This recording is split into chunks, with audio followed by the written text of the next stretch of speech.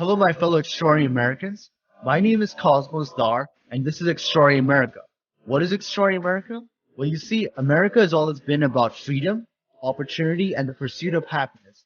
However, most Americans are not free when it comes to the financial front. Most Americans are suffering from financial slavery due to loss of jobs, stagnant wages, inflation, and debt.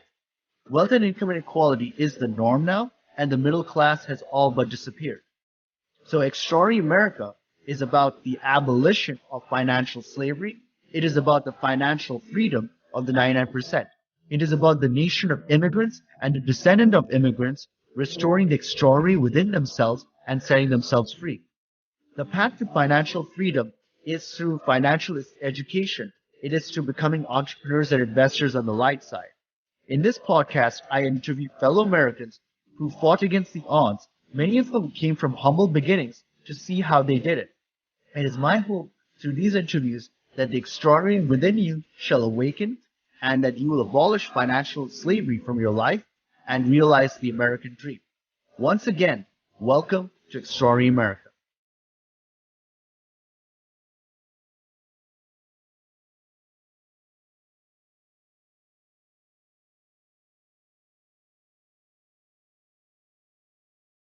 Welcome back to the show, my fellow extraordinary Americans. For today's guest, we have Talia Jacqueline. Talia is an entrepreneur, speaker, investor, business psychologist expert. She's the CEO of Visceral, which was established in 2016 to help business owners and their team bring words to life and bring life to their companies. An expert in business psychology and communications, Talia has worked closely with entrepreneurs and leadership teams to create positive company cultures, increase new client relationships, and put an emphasis on ownership from the bottom of the torrent flow right to the very top. Focused across three proprietary programs, the CEO owner, the ownership team, and the entrepreneur, Visceral provides a path to success for companies of all shapes and sizes. Talia dives deep into the intimate connection between psychology and communication, and she has spent the last several years cementing those bonds through Visceral.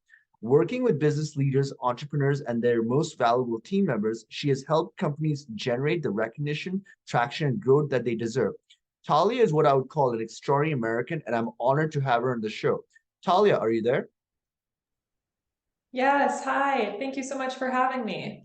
Talia, it's great to have you on the show. So I know that you're an entrepreneur, investor, CEO, and a business psychology expert. Can you tell me and the audience a little bit more about you and your background and how you got started? Yeah, I would, first of all, I'm just so happy to be here. I've listened to a few of your episodes and it's just such an honor, and I'm very connected to the mission that you have. So thank you again for having me. I would say that the biggest influence for me at a very young age was actually my mother. She's a single mom of four girls, of which I am one.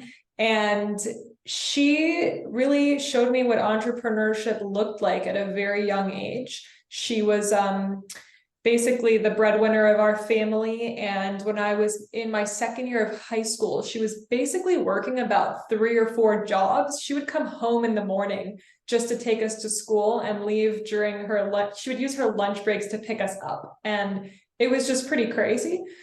And one day she came home and she told us that she was leaving all of her jobs and that she was starting a web design company, of which she knew nothing about web design.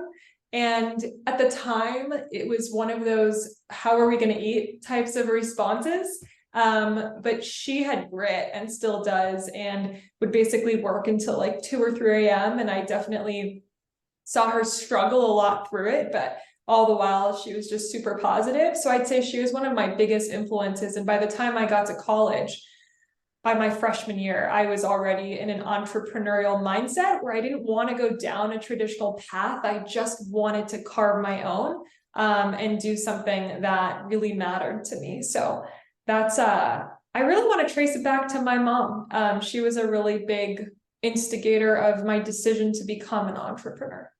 I mean, it's really interesting that you say where, because a lot of times entrepreneurs do ask this question of how am I going to put food on the table, and then your mom not only had to deal with like with taking care of kids, she's Yeah. starting her own business, and that's like one of the hardest things to do, and it's something that like a lot of the audience want to know how can that be done, but Yeah. But Talia, I wanted to ask you, like, so in your evolution in your entrepreneurial journey, like you mentioned at one point to me that in college you went through certain events that helped evolve the way you saw entrepreneurship. Like, can you tell the audience a little bit more about that? Yeah, so my first start at entrepreneurship was a freshman in college. I was babysitting because what else does a 18, 19-year-old girl do to make money? And that very quickly turned into a after school care program. So I had a company called All in One, and it was literally after school programs, winter camps, summer camps, and I was basically doing it all. And that was my first start to becoming an entrepreneur, and it was very difficult managing that, and I was a double major at the time. So I was studying psychology, and I was also very personally interested in trauma for my own need and reasons. And that's when I really, I think rubber hit the road. I was almost like truly burnt out at 19, 20, for personal reasons, and also just for the level of exertion that I was putting into this business. For context, this was in Manhattan at the time in New York City. And this childcare program, I couldn't afford a monthly space in downtown Manhattan. So I would literally It's pretty pay for expensive over there. I would pay for a space by the hour, and I would drag all this kids' equipment from my dorm on 29th Street to 27th Street every single day. And it was exhausting. And so I think going back to your comment on like, how are you going to put food on the table? For a lot of people, entrepreneurism starts from a true need for money and from a place of scarcity. And that was definitely what it was for me at the time. And sometimes it's more than that too, but it was really challenging to keep up with both. So rubber hit the road, and I basically had to stop and really start to take care of myself, which is a lot of what I see in entrepreneurs too.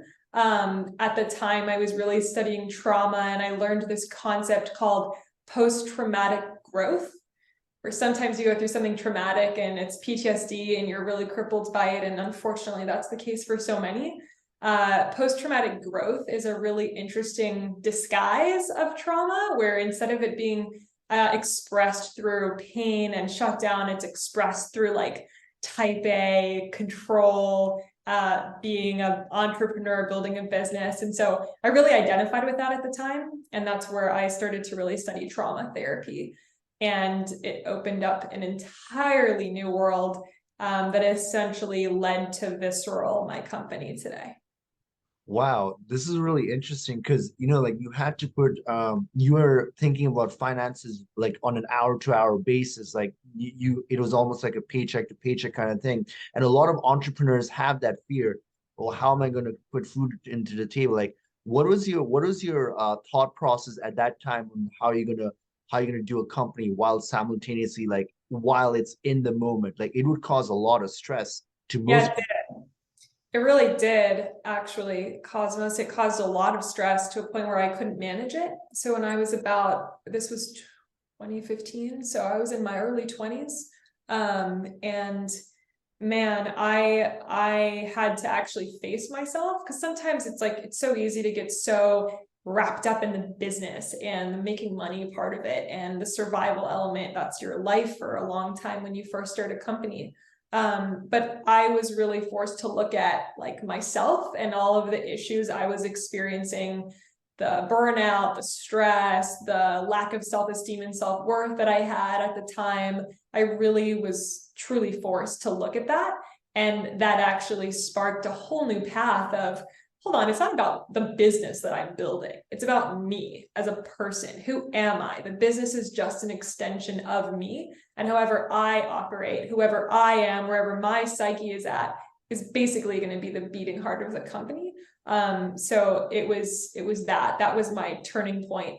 I was about 21, 22 at the time. So that is interesting, Talia. But like, from your perspective, what is the biggest obstacle that you had, or the biggest challenge you had during that time, and how did you overcome it eventually to where you are, where you're now? Yeah, I would say it was myself. In a lot of ways, I had experienced, everyone has their own personal challenges in life, and mine ran pretty deep around just trauma in general. And it got to a point where I had to face myself, and I had to face my challenges and my personal experiences that were actually debilitating what I wanted to create in the world, which was ultimately to just help people. At the time, it was to help kids, but there's always a very big part of me at the beginning of my entrepreneurial journey, of wanting to actually help people through trauma. It's that, thing about coaches, if you will, where a lot of the times coaches become coaches because they go through something so difficult and overcome it, and then they want to share it with the world.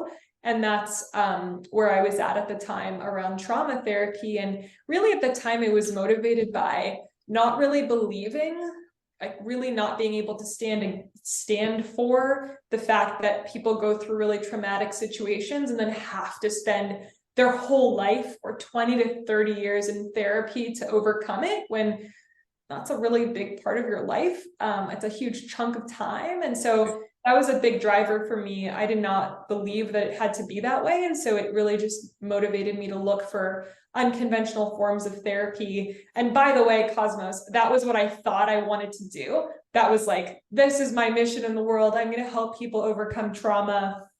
And after doing that for about a couple of years, the mission evolved, and we can get into the reasons why, but it's funny how sometimes what you think at the very beginning of your entrepreneurial journey is it actually changes and evolves as you do. So I just find that really fascinating if anyone relates to that.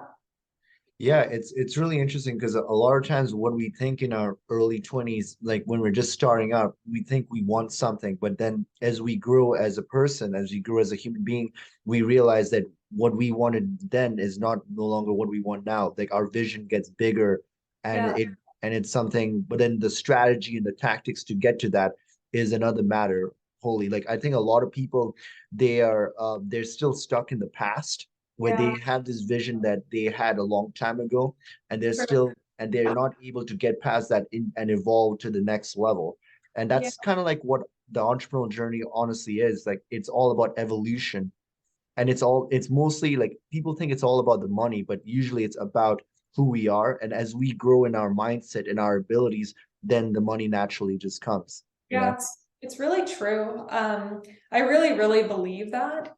And even going back to your earlier, or even just your mission around the American dream and what it means to be like financially independent today and thriving today. I think that's a very big part of what has gotten lost in our society, of like the dream is, I would say, is understood as being like extremely financially wealthy and well off, and basically just having all the money in the world. It's a very consumerism mindset versus a creation mindset of what's the value that you're actually going to add, and how do you get to a point where you can add value. If you really think about that, everyone goes through their own challenges, and I really believe pain is a catalyst for what you can create in the world. But you've got to get to the other side where you use it as that, and you focus on creating value versus just consuming value from others. Talia, it's really interesting that you mentioned that pain is a catalyst, because a lot of people are afraid of pain. They want to run away from pain. But according to some thoughts, these are mostly religious or spiritual thoughts. If you can, it's like usually Buddhist and Zen type of thinking, but Yeah. like if you basically can embrace and accept the pain and let it just flow, and then you learn from it, it can Yeah. actually be used as you said, a catalyst for greater growth. Yeah. But It's one of your greatest resources, actually. If you understand how to relate to your emotions and you understand what your emotions actually are, one of the most profound things that I learned around this time of my life that we're talking about was that every single emotion has an opposite. So there's duality in everything, right? So where there is, I everyone love knows that. Like, anxiety and excitement. Like you're nervous and excited, it's the same emotion, it just represents itself differently. The same is true for every emotion. And one of the things that was brought to my attention, and this is in a lot of books, it's in a book that I would recommend for anyone. It's called The Artist's Way. It's The Artist's Way by Julia Cameron. Even she talks about this, where anger, the emotion that most people want to run away from, being an angry person in society is looked down upon. Anger and passion are the same emotion. And so if you understand what your emotions actually are and what they can be for you, and not just as a catalyst for what you create in the world, but actually how you communicate, which is what I'm so freaking passionate about. That's something that I think a lot of people miss. And then you don't recognize that for every negative emotion, there's an opposite positive that you can channel and use at the same time. Talia, like if you tell this to a Star Wars fan, they'll say you're a Sith Lord. Anger and passion, that's the Sith code, right? Yeah, exactly. but but on a more serious note though, yes, you're right. Like there's a duality, and that's what the world is created upon. But what most people don't realize is that we're trying to instead of like like they think it's all black and white. But as you're saying, what is interesting about what you're mentioning is that you can use a certain emotion and you can find the opposite, and it can actually be used for growth. But from your perspective, how do you do that exactly? Yeah, you actually have to ask yourself what you're angry about. If you want to use that in your entrepreneurial journey, or if you're a business owner and you're basically trying to figure out how to communicate your value, I would say most people actually don't know how to communicate in a way that's very alive. There are lots of messages and company identities out there, but they all sound the same, or they don't have this tone behind them that really grabs your attention. And I think people really misunderstand the power of tone and the role that it plays in communication. But I would say the first step is to ask yourself, like, what angers you? What aggravates you? What are the things that make your blood boil? Things that you can't stop thinking about. That was something that was advised to me by someone in my life at the time that really changed my perspective on what your emotions actually tell you about the problems you want to solve in the world, and how those are unique to you because you feel that in a way that other people may not. Talia, so a lot of people, when they feel anger or they're feeling trauma, they suppress those emotions because they don't want to be a burden on people outside, like in their surroundings. But from your perspective, how should they process their anger and their trauma in order to lead a better life? There's a really good quote in this book by Julia Cameron that says something to the effect of, anger is not meant to be acted out, it's meant to be acted on. And it's something that you should use. So an example of this, maybe for a company, I could actually give you a specific example for me personally when we're talking about how I started this trauma therapy or coaching practice about 10 years ago, we're coming up to, which is crazy. At the time, for me, going back to what aggravated me, it was personal. I was super angry at the fact that my options for how I was going to overcome the trauma that I went through were limited to talk therapy or EMDR, and just things that, in my opinion and in my experience at the time, just took a long time. I wanted something that within a couple of months, I was like a totally new person and I could go out and actually go create the value I wanted to create in the world. And after studying in really interesting techniques around trauma for about a year, that became my message of, I used my anger because it was so true and real for me. And instead, when people ask me, what do you do? I wouldn't say I was a trauma therapist or a trauma coach. I would say, one of the things that drives me so crazy is people go through so much trauma in their life, and then they believe that it takes 20 to 30 years to get over it, when that doesn't even sound just or fair.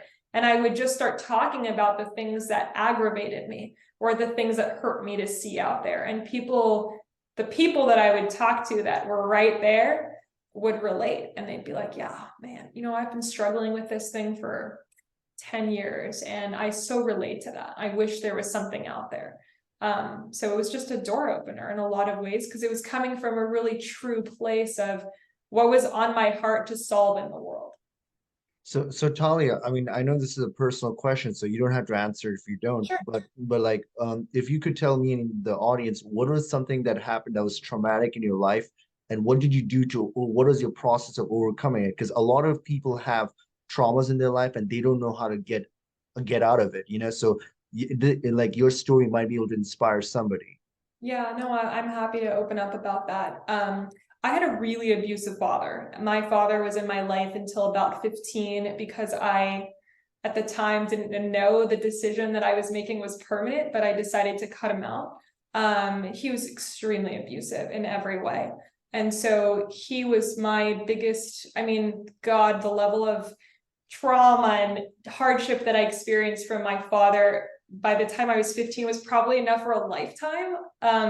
So in a really beautiful way, he was a huge catalyst for my growth. Had I not experienced that, there's no way in hell at 18 or 19 I would have done the things that I did from a place of I've got to make something out of this. And so I think that there was, just for me at least personally, and I think for a lot of people who go through really hard things, there was something deep in me that was telling me, call it your intuition, call it your soul. That was basically telling me that I had to do something with that. And I couldn't just be consumed by it. I had a really big heart to help people through what I had been through. And that's just how it started. And then as I started working through trauma and basically wanting to build a whole business around that, one of the things that I realized for me was that it wasn't about trauma. It wasn't about helping people overcome that. I didn't want to be on like a pedestal, and I didn't want to take away someone else's, sense of ownership in their own recovery or healing process. And I felt that a lot of the times in a coaching client dynamic, it was my first experience of that. People really get put on like these pedestals. And I think when you come from a abusive environment or a traumatic situation like I've been through, that's what you're used to. There's this element of codependency where like that person's going to save me, and that's the new mentor, that's the new coach. Not only did I have that dynamic with people I hired, but I also noticed I became that as a coach for others, where all of a sudden my clients were looking to me for all the answers, when really what I wanted them to find was the answers in themselves. And so I think there's a really important balance there in any work that you do with people. So that was a big part of the shift for me. But what it really came down to, and this is the big transition for me from my trauma work and what I'm doing with Visceral around communication, was that was my identity at the time. I was going to help people overcome abusive situations, turn the pain into a catalyst, go create something in the world out of that. And when I'd go out and tell people what I did, no one got it. I faced a lot of resistance calling myself a coach, calling myself trauma anything. People would just shut down just as much as they would shut down from the trauma itself. And what was so painful at the time was feeling like there's so much I had to give people and knowing how much value I had, but no one understood it because the words I was using was creating these barriers between people versus creating a bridge. And so that was the change in me starting to really dive into communication. And all of it ended up being really connected to things I've experienced in my life, the trauma, if you will. So yeah, that's, I guess, a long-winded way of answering your question. No, yeah, like a lot of people across America, like they go through they have abusive households and everything, but they are not able to communicate that in an effective way, or they're not able to process it. Like if you had like an advice to give somebody on how to process and go forward and move on in their life, and they went through all of this, because what would be your advice? Yeah, you have to feel it all. A lot of the times, especially when, I can speak for myself, when I got into the healing process for myself, I got into a lot of personal development stuff, which was really helpful, around changing your mindset and adopting a positive perspective. And that stuff really was a lifeline. And I think it is for a lot of people. What I found later was that you can't actually cover things up with a positive perspective. Like when you're going through something challenging or you're feeling something painful, you have to finish the feeling. You've got to finish the feeling. You have to let yourself express it all the way. And if you leave any part of that out because it hurts or it's too hard, or because you just want to, shift to a positive place, you actually deny yourself a full healing experience. It's interesting that you say that, because most people, like, even if I'm thinking of myself, like I would try to suppress or just like let that not affect me, because I wouldn't want to feel the feeling. But you're having the opposite approach. Like you got to feel it in full, Yeah. which is Yeah, there's a lot of really incredible work out there around this, but yeah, it's the concept of the only way out is through. You can't go around it, you can't go under it, you can't go over it. You actually have to feel it all, and you gotta face yourself in that, knowing that if you feel it fully, the feeling actually changes. Like all emotions are connected. There's that duality, there's that spectrum we talked about. They're all connected, and so when you actually finish one feeling, you create space for another, and yada yada yada. Talia, this is basically in line with Zen Buddhist thought because that's exactly what they tell you over there, like where you have to just embrace and feel it and just accept it and then just go through it from a calm, detached perspective. Yeah. And it's really interesting that you're saying like your entire life process, like it brought you to these deep spiritual truths that people have been saying for thousands of years. Yeah, I mean, I've been really blessed, and I humble myself, in terms of where I've truly been blessed with people that I've learned from and books that I've read and higher power, whatever you want to call it. But yeah, this is, I guess you could say that it's connected to that. I definitely did not have a Buddhist upbringing. I had the exact opposite of that, but No, but but it, like what you're telling me in the audience is basically in line with like these Zen Buddhist yeah, principles of like embracing the pain, accepting it, and yeah, yeah, totally. Yeah. it's really interesting. But on a different note, Talia, or actually it's connected to this. So like, on a national level right now, there's a lot of miscommunication going on amongst Americans with each other. There's a lot of distrust, and to be honest, there's a lot of trauma going on. Mm. So from your perspective, what would be your perspective regarding how the nation can overcome the trauma on like a national level in your Well, mind? to ask you a question, a clarifying question before I answer that, what is the trauma that you're referring to? The trauma of just like mistrust and like there's like two opposite sides and they're just like they don't want to listen to anybody else's thoughts and opinions and then they have this identity and they have like this victimhood complex, but like it's just not like on a political stage, it's like in general if you take a look on a national level. So from your perspective, like what is the proper mindset of an American if they want to like talk to their neighbor or whatever, and how should they go about it? I really believe, and there's a quote, and I want to say it's Gandhi, but I might be wrong. So please redirect me.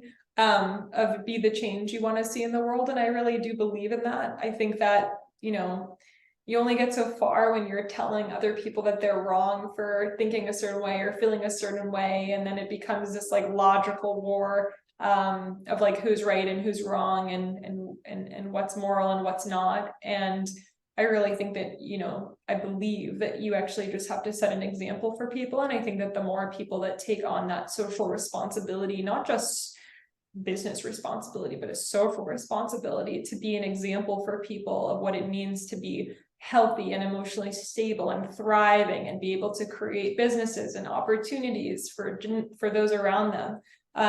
I think that the more it actually tips the scale. So I'm just more of a believer in the only thing that you can change and control is you, and you have to take 100% ownership over that and actually use that for the better and for the betterment of others around you. I totally agree, Talia. Like that's actually part of like an entrepreneurs end up like coming to that same realization like during their journey. But right now in this country, there's a kind of like an identity crisis of who we are as Americans. But I believe that it's about the entrepreneurial spirit and like a core identity of us is entrepreneurship. But like from your perspective, what do you think the American identity is ultimately about from your perspective, and what are your thoughts on that? Yeah, I mean, I'll tell you what I have a dream for it to become. I think that right now, there is a lot of divisiveness, not just in the political space, but in business at times too. I really believe that there's been too much of a focus on like consumerism and just building companies and creating wealth just to make money and not actually doing that by any true ethical standard or through really any high I would just say morals, doing the right thing. And I really believe there's a shift that's taking place around that. I think people probably because of the pandemic and in the aftermath of a lot of, very big companies collapses like FTX, I think that people are a lot more sensitive and tuned to whether someone's coming from a good place and whether they're not. And so I really believe that the next identity that, people have to step into is truly just coming from a place of a greater social responsibility. I think that no longer can you just abdicate that to political leaders or business leaders. I think you, as an entrepreneur and as a small business yourself, have to actually assume that responsibility and let that have a ripple effect, not just within your company, but within your communities and in your families. No, I totally agree because you have to have a sense of social responsibility. But right now, what we see is that that's the entrepreneurial way of thinking, to be honest, like where you take responsibility for your actions. But on a national level, right now, we prefer to blame other people, and it's just like we're looking for scapegoats. But yeah, like I believe a core part of American identity should be to have responsibility and accountability, and like utilize that to basically create wealth through giving value. Yeah, totally. I totally. Yeah. So, Talia, what do you think is the greatest challenge that most Americans face when it comes to realizing their American dream? And from your perspective, what is the ideal American dream? Yeah, I think that I think one of the biggest challenges, and this is something that I've been thinking a lot about actually, is I think in the past, I don't know, couple of years, there's been a shift from, maybe just focusing on money to, even though that's been a big part, I think, of it, to like having a greater why and a greater reason for the existence of the company you're building and for what you're doing. And I really believe that the ideal, I would say the ideal American dream, or what I think the American dream should really represent now, is less about like what you're doing and how you're doing it, even why you're doing it, but like who you are as a person, and whether you have integrity and congruency, whether your words line up with your actions, and everything else. I think that having truly higher standards for who we are in business and making the focus on who we actually are serving is extremely important. And I think that the dream is that's really what's emphasized versus, focusing so much on like a company's why or a company's what or a company's how. I think that really coming back to who are you, and do you recognize that the company that you're building is just an extension of who you are as a person? So the work is always within yourself, and it will always have an impact on the company that you're building. No, totally. Yeah, and I know that you were talking about consumerism, right? And like you're talking about how we've become such a consumerist society. When it comes to the American identity of pursuit of happiness, I feel like most Americans in today's world are trying to find happiness in material and consumer things. But I've talked about this with a bunch of other people, including some guests over here, and then they say that the pursuit of happiness is something that starts within yourself. And I just wanted to know from your perspective, since you have had experience with like psychology and communication, all that, how should Americans go about seeking happiness instead of the consumerist way that they're doing right now? I believe that you got to give to others what you actually really want for yourself. And obviously you've got to have a healthy relationship with yourself where you're not denying yourself of things that make you happy. But I really believe that there's a really important balance between doing things for yourself and doing things for other. And I'd probably tip the scale to doing things for others a little bit more than your own selfish intent sometimes. I see. Yeah, I mean, I guess it comes down to like giving, right? Because when you're more thinking about others and everything, like it's you're going from inside to outside, whereas Yeah. versus like the me culture that we have kind of like right now. Yeah, like when you have a sense of when you have a belief in like true abundance in the world, and you come from a place of giving, obviously not to be taken advantage of, I'm talking about giving within appropriate boundaries. I think that when your first intent and your only intent is to actually like serve the person in front of you, in some way, you always get what you're looking for yourself that furthers your cause, gives you more resources, gives you more capital, gives you more money, whatever it is. So I just really believe that what you give is what you get. So it should be focused on others. No, totally. And there was this one thing that I was really curious to ask. So, you know, like you're like a psychology expert, and then you learned about communication. What is the relationship between that from your perspective, and how do you apply that into like business and just like in just in general in society? Yeah. Well, even going, riffing off of what we've talked about so far around, we're very emotional beings, and everyone knows this conceptually, but I think what is fascinating scientifically even, is what communication is really made up of. And most of communication is actually nonverbal, and most of communication is emotional. But I don't think that many people understand the application of that. So for me, the connection between psychology and communication is actually a responsibility that I believe that every business owner actually needs to take on, where, if you are building a company that involves people, your customers are people, your teammates are people. Unless AI truly takes over the world, it's always going to be A people. lot of people say that it's going to take over the world, but I know, yeah, I hope they're wrong. it's going to And be a even very automated experience. yeah, it's pretty crazy. But I think that because we're selling to people and working with people, you have a responsibility to understand how people process communication and what you say, so that you can actually be more effective in furthering your mission and getting your vision across and growing your company to a point where you have so many resources and money to distribute to other things that are meaningfully impactful in the world. So I really believe that it's a responsibility that people have, to understand the impact of tonality and emotion in communication, and also to understand how to use it right. To use it the right way is a whole other game. Interesting. So Talia, like I know your company Visceral Communication like does that, right? So can you tell the audience a little bit more about Visceral Communication, how it got started, like what is the foundations and what it does?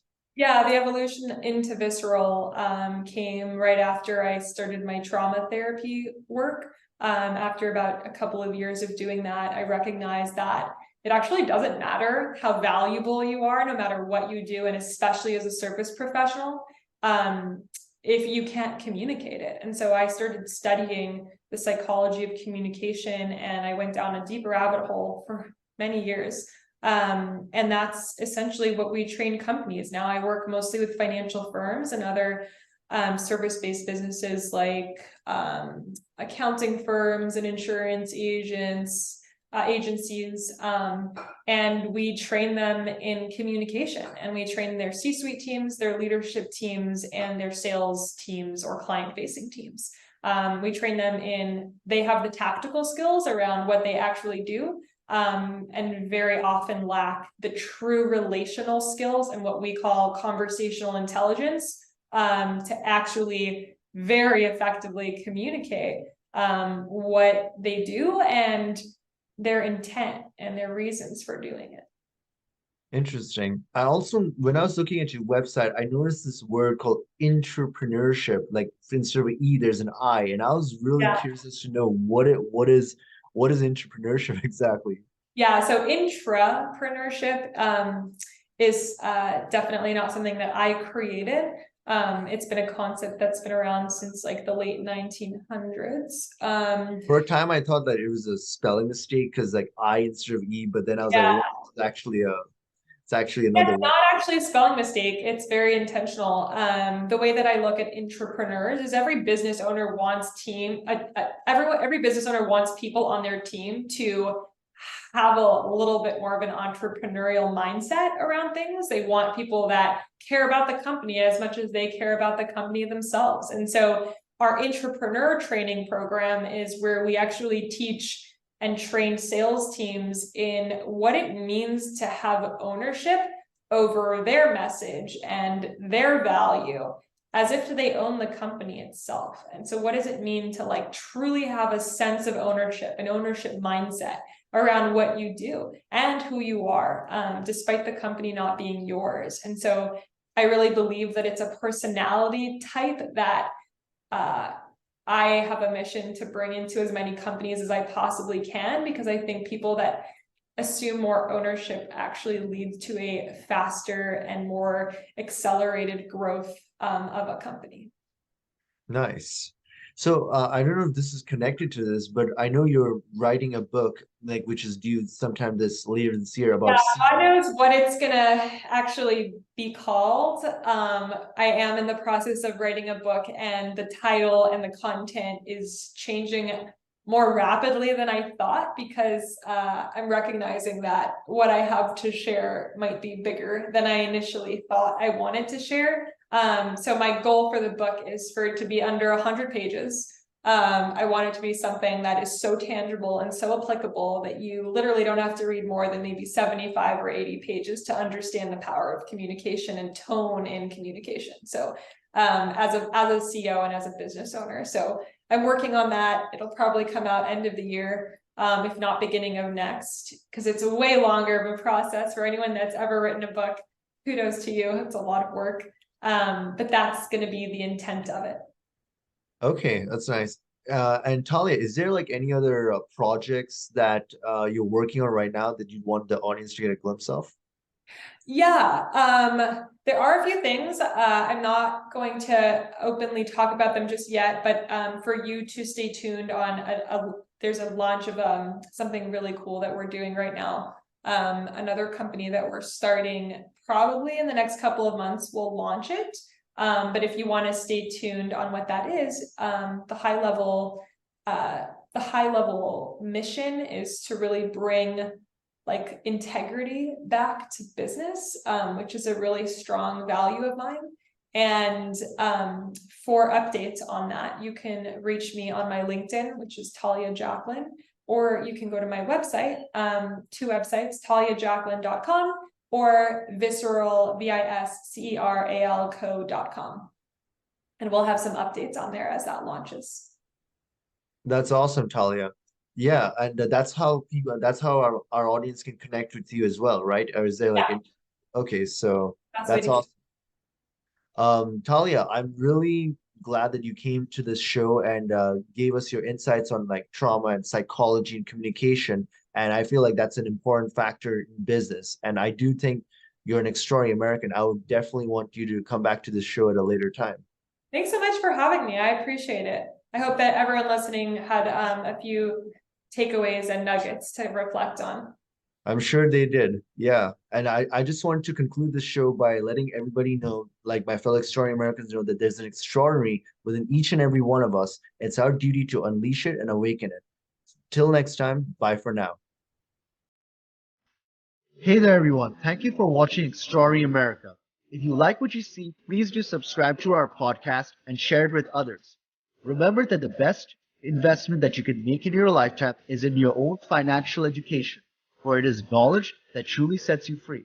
Also remember that your purchasing power is being diluted through inflation, and then the practical thing to do is to protect the loss of your purchasing power by investing in precious metals or the right cryptocurrencies. Also, never forget that you are an extraordinary American.